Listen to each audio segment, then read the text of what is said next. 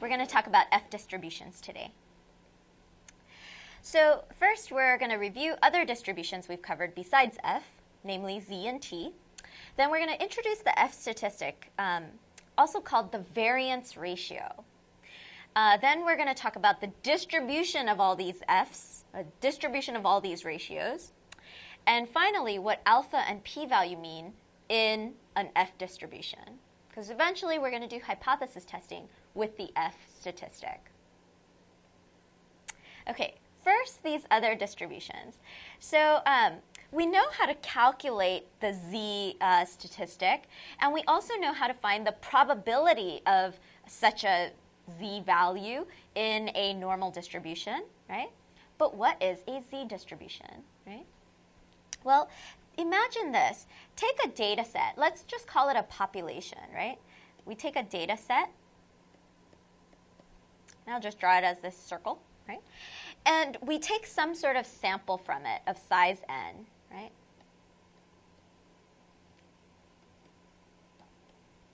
Of size n. And we actually calculate the Z statistic for this sample, right? So we calculate, calculate Z equals, get the mean of this little sample minus some mu divided by the standard error, right? So you do that, and then you plot the Z, right? So you plot that Z, right? Boom, right? And then imagine you replace all those, that sample again, so with replacement, and you draw another sample, and you do this again, and then you plot that guy, right? And then you dump it back in, you draw another sample, you calculate Z, look at this, right? So if you do that over and over again, many, many times, right? Many, many times, what you end up getting is a normal distribution over time. So many, many times if you plot Z, you get a normal distribution. Oops. Normal distribution. And because of that, we also call this a Z distribution because it's a distribution made up of a whole bunch of Z's, right? And it has the shape of a normal distribution. So that's what we call a Z distribution. Now, if you take that same idea and you do it, you get a sample, same size n, right? And instead of calculating Z for that sample, you calculate T, right? If you do this, then, and then you plot that, right? You plot that, and you do that over and over and over and over again, you get a T distribution, right?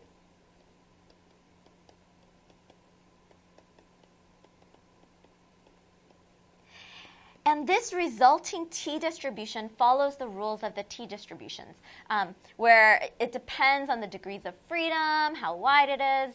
The lower your degrees of freedom, it's sort of variable, but the bigger your degrees of freedom, the sort of less variable and more normal it looks, right?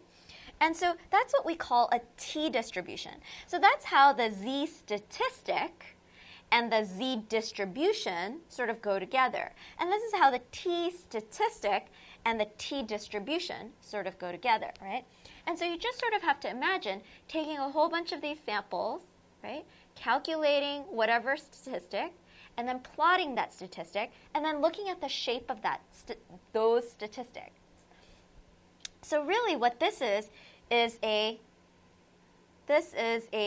sampling distribution of Z's, right? So instead of an SDOM, it's a SDOS, right? The sampling distribution of Z's. And this is a sampling distribution of T's, right? So S dot, right? Instead of using means or Z-scores to plot your points, instead you use the T statistic. Right? And you could do that for anything. You could do it for standard deviation. You could do it for interquartile range. You can make a sampling distribution of anything you want. That's important to keep in mind as we go into F distributions. Okay, so first thing is, what is the F statistic? We know how to calculate the T statistic and the Z statistic. What is the F statistic? Well, later on in these lessons, we're going to come across what we call the ANOVA, the analysis of variance. Analyze means to break down, right? And variance is, well, you know what variance is. It's the spread, right, of spread usually around the mean of your data set. And so when we analyze variance, we're going to be breaking down variance into its multiple components, right? And the F ratio happens to be a ratio of those component variances, okay? And so I just want you to get sort of the big idea behind the F ratio. Not exactly how to calculate it. We'll get into the details of that later on, but the general concept. So the F statistic usually is this idea that we have let's say, two samples, right? X1, X2, X3, right? Y1, Y2, Y3, right? So we have these two samples, right? Now there's always some variation within this sample. Within X's, there's some variation, right? And within the Y's, there's some variation, right? So there's going to be some variation. But there's another variation here that we're really interested in. We're really interested in the difference between these two things, right? Between these two samples, right? So the F statistic really is taking those ideas and turning it into a ratio. And here's what the ratio looks like. It's really the between sample variance all over the within sample variance. And remember, variance is always squared, right? It's the average squared distance away from the mean. And so because of that, this is a squared number, this is a squared number. They're both positive, right? So this number is always going to be greater than 0, right? There's no way that this number could be less than 0. So the F statistic is always going to be greater than 0. Now, another way to think about between sample variance and within sample variance is this. Whenever we do these kind of tests, we're really interested in the differences between the samples, right? Like, that's really important to us. But sometimes their difference is also, like, a part of that difference is going to be just inherent variation, right? So sometimes there might be a difference between, let's say, men and women, or people who got a tutorial versus people who didn't, right?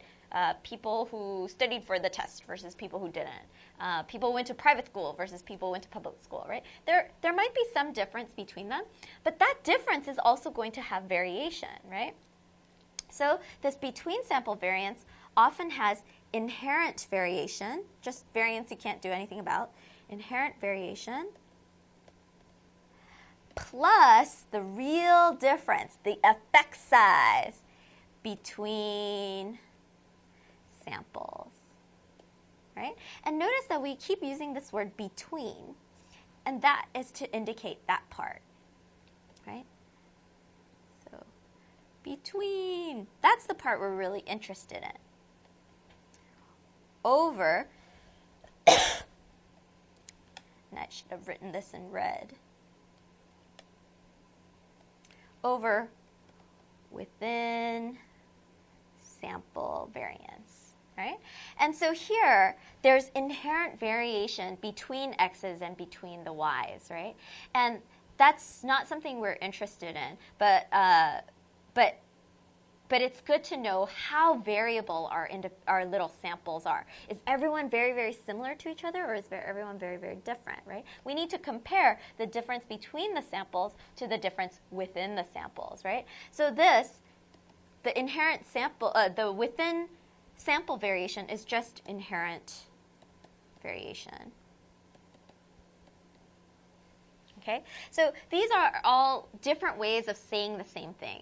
And the reason why I want to say it also like this is because later on, we're not just going to be talking about between sample and within sample differences.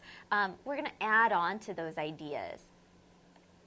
The final way I want you to sort of think about the F statistic is basically this. Ultimately, in hypothesis testing, we're going to want to know about differences between samples, right? That's the thing that we're really interested in. So it's going to be the variation that we want to explain, right? Because that's the reason that we did our research in the first place, all versus the variation we cannot explain, not with this design at least, right? So in our experimental design, we'll have these two groups, and hopefully these groups will be similar to each other, but different, similar within the group, but different between the groups, right? And that's why in an F statistic, we want this variation that we want to explain to be quite large, and this variation that we cannot explain or do anything about, it just comes along for the ride, where we want that to be relatively small. Okay, so let's just do a little bit of thinking about the F ratio. Now, if we had a very, very big difference between the groups, what kind of F ratio would we have? One that's greater than 1, less than 1, right? Well, if our variation between the groups is bigger than the variation within the groups, then we should have a very large F. So that should be F that's greater than 1, right? So at least greater than 1, but maybe a lot greater than 1. It could be 2 over 1 or 2 over 0.5 or any of those values would show between sample variance that's a lot larger than within sample variance. And so if there's a lot of within sample variance, then that competes with the between sample variance, right? So let's say there's a big between sample difference, but there's also a lot of differences within the samples themselves. Then it sort of evens out, and you might see an F that's smaller or even less than 1, right, if this one is bigger than this one.